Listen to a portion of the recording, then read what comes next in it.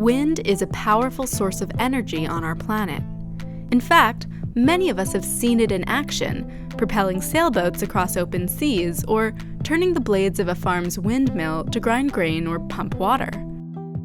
Modern wind turbines are basically sleeker, higher-tech versions of the windmills of the past. But instead of using the wind to do farm work, they're designed to convert wind energy into electricity. Here's how it works. Wind blowing across a turbine's blade creates more pressure on one side of the blade than the other. This causes the mechanism of all three connected blades to turn.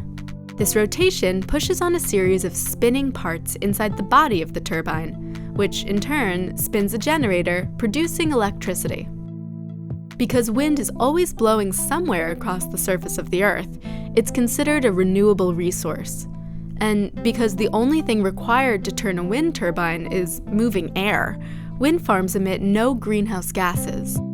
However, even though it's clean and abundant, there are a number of reasons we still don't use wind power more widely. The first, and perhaps most important, is that the wind doesn't always blow, at least not always in the same spot, and technologies for storing lots of electricity for later use are currently very expensive. Another problem is location. It doesn't make sense to put wind farms just anywhere. The best sites are open, windy places, which are often far from city centers where energy demand is greatest. So long transmission lines are necessary to move the electricity to where it's needed.